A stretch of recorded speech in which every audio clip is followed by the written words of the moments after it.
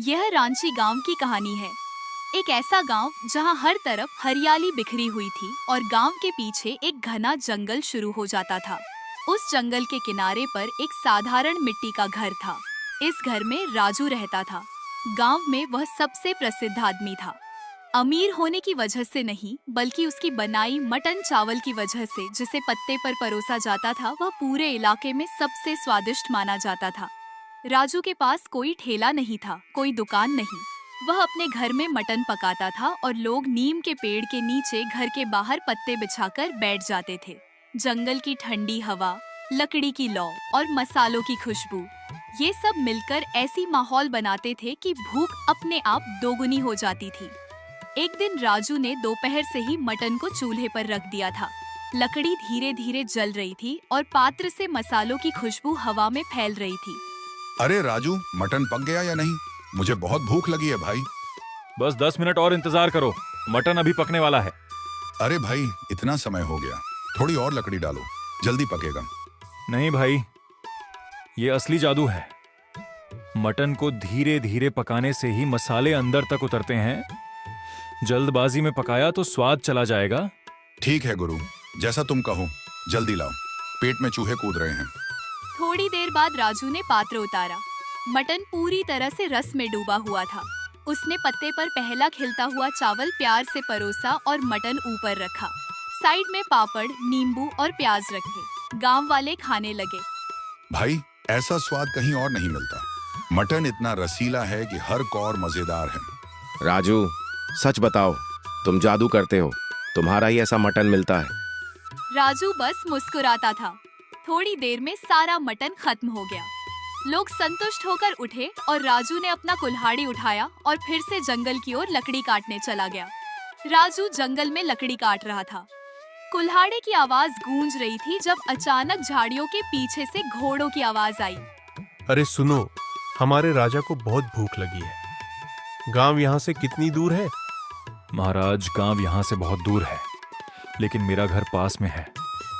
अगर अनुमति हो तो मेरे घर आ सकते हैं। ठीक है, वैसे भी देर हो रही है, आज शिकार नहीं मिला, चलो उसके घर चलें। महाराज, मुझे थोड़ा समय दीजिए, मैं आपको अच्छा मटन चावल बनाता हूँ। ठीक है, लेकिन जल्दी बनाओ, मुझे बहुत भूख लगी है। राजू जल्दी से काम में लग गया। थोड़ी देर में उसने मटन चावल परोसा। राजा जमीन पर बैठा और जैसे ही पहला कौर मुंह में डाला, उसकी आंखें चमक उठी।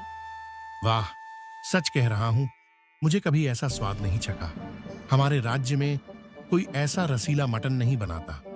महाराज, ये हमारे रांची गांव का प्रसिद्ध मटन चावल है। असली स्वाद धीरे पकाने में है।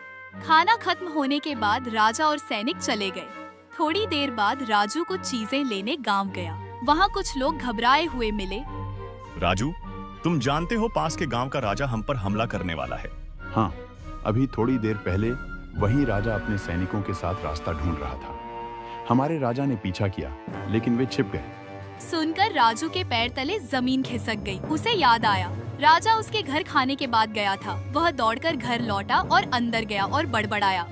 अगर हमारे राजा को पता चला कि मैंने दुश्मन राजा को अपने घर में छिपाया है, तो मुझे मुसीबत होगी। खबर राजा तक पहुंच गई थी कि गांव में किसी ने दुश्मन राजा को अपने घर में छिपाया है।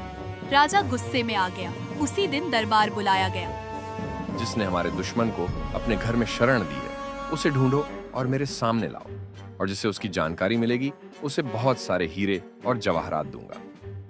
राजा ने ये घोषणा की तो खबर जैसे जंगल की आग की तरह फैल गई। ये गांव में हर जगह चर्चा का विषय था। गांव के चौक में, सड़कों पर, खेतों में।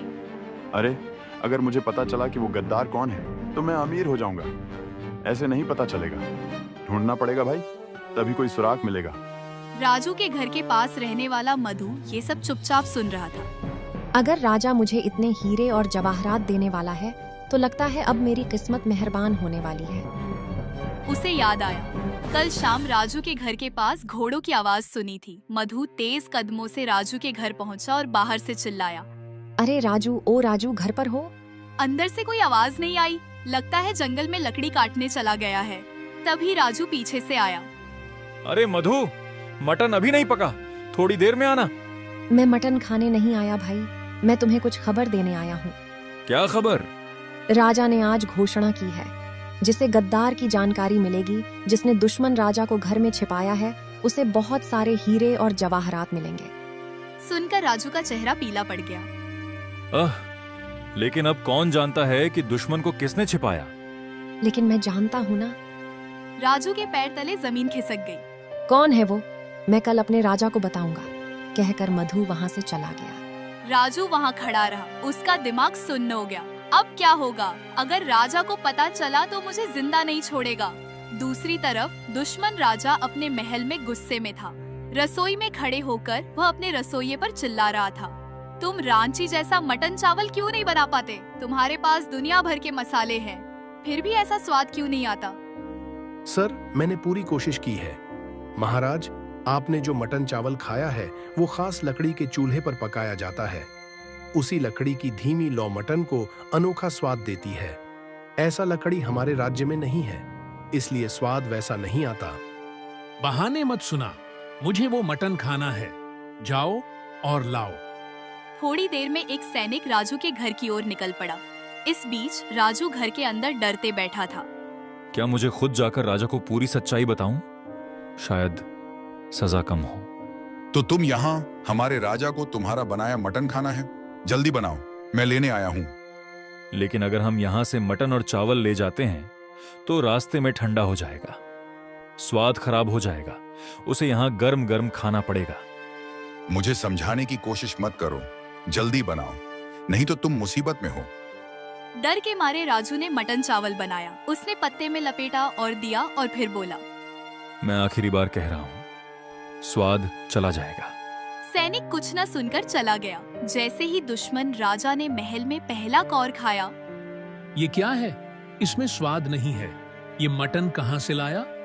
महाराज, उसने कहा था कि यहाँ ही गर्म गर्म खाना पड़ेगा, ठंडा होने से स्वाद खराब हो जाता है। राजा सोच रहा था। कुछ पलों बाद, ठीक है, जाओ और कहो। 2 दिन बाद हम खुद उसके घर मटन खाने आएंगे। उन्हें सब तैयार रखने को कहो। सैनिक लौटा और राजू से बोला, सुनो, हमारे राजा 2 दिन बाद तुम्हारे घर आएंगे, मटन खिलाने के लिए तैयार रहो। सुनकर राजू की आंखों में चमक आ गई। ये मौका है, अब खेल पलट सकता है। राजू ने दरबार में जाकर साहस जुटाया और हाथ जोड़कर कहा, महाराज, वही राजा कल फिर मेरे घर मटन चावल खाने आने वाला है। हम उसे वहीं पकड़ सकते हैं। लेकिन कैसे? मैं मटन में नींद की गोली मिला दूंगा। जैसे ही खाएगा, गहरी नींद आ जाएगी, फिर आप चुपके से आकर पकड़ लें। ये तो बढ़िया योजना है, ध्यान रखना उसे कोई शक न हो। हाँ महाराज, पूरा ध्यान रखूंगा। जब राजू दरबार से बाहर आया तो रास्ते में मधु मिला। मधु हैरान हो गया। अरे राजू, तुम यहाँ? मधु, राजा को बता दिया कि गद्दार कौन है? नहीं, अभी बताने जा रहा था। अरे छोड़ो बहन, मैंने खुद बता दिया कि गद्दार कौन है। मधु का मुंह खुला रह गया। वह समझ नहीं सका कि राजू डरा हुआ है या किसी बड़े चाल ने खेला है। राजू रुकते हुए आगे बढ़ गया। अब उसका एक ही लक्ष्य था, कल की तैयारी। अगली सुबह राजू सूरज की किरणों के साथ जागा। दिल में डर था, फिर भी खुद से बोला, बस आज कुछ गड़बड़ ना हो जाए। सोचते हुए वह तुरंत काम में लग गया। मटन अच्छे से धोया, मसाले डाले और चूल्हे पर रख दिया। धीमी लौ पर पकता मटन घर भर में खुशबू फैला रहा था। थोड़ी देर बाद दरवाजे पर दस्तक हुई। राजू डर गया, लगता है राजा आ गया। वह डरते हुए बाहर आया। अरे राजू, मैं बहुत भूखा हूँ भाई, जल्दी मटन चावल की प्लेट सर्व करो। आज नहीं भाई, आज मटन नहीं बिकेगा, कल आना। लेकिन खुशबू तो आ रही है, मेहमान आ रहे हैं आज मेरे घर, ये मटन उनके लिए है, जाओ। रामू चला गया। फिर दूर से घोड़ों की टाप की आवाज आई। कुछ ही पलों में दुश्मन राजा अपने 2 सैनिकों के साथ आ पहुंचा। राजू, मटन बनाया? हाँ महाराज, बस 5 मिनट इंतजार कीजिए। वह अंदर गया, पत्ते पर मटन चावल परोसा। उसने पहले ही नींद की गोली मिला दी थी। राजा जमीन पर बैठा और खाने लगा। वाह, क्या स्वाद है, रोज ऐसा मटन खाना चाहूंगा। खाना खत्म कर उठते हुए राजा हंसते हुए बोला, बहुत खाया, अब नींद आ रही है, यहाँ थोड़ी देर आराम कर लूंगा। कहकर वह वहीं लेट गया। उसके सैनिक बाहर इंतजार कर रहे थे। थोड़ी देर में झाड़ियों के पीछे से रांची गांव का राजा अपने सैनिकों के साथ आया, इशारा किया और चुपके से अंदर घुसा। रांची राजा ने धीमी आवाज में कहा, बांध दो। सैनिकों ने बिना शोर के दुश्मन राजा और उसके 2 सैनिकों को बांध लिया। जब तक दुश्मन राजा को होश आया, वह कैदी बन चुका था। दुश्मन राजा के पकड़े जाने के बाद रांची गांव में खुशी की लहर दौड़ गई। अगले ही दिन राजा ने राजू को दरबार में बुलाया। राजू, तुमने हमारे राज्य से बड़ा खतरा टाल दिया। तुम्हारी बुद्धि और साहस ने हमें बचा लिया। महाराज, मैंने तो बस अपना फर्ज निभाया। राजा ने सबके सामने उसे हीरे और सोने के सिक्के इनाम दिए। इनाम मिलने के बाद भी राजू नहीं बदला। वह फिर वैसे ही अपने घर में मटन पकाता और पेड़ के नीचे पत्ते पर गांव वालों को मटन चावल सर्व करता। लोग पहले से ज्यादा प्यार से आने लगे।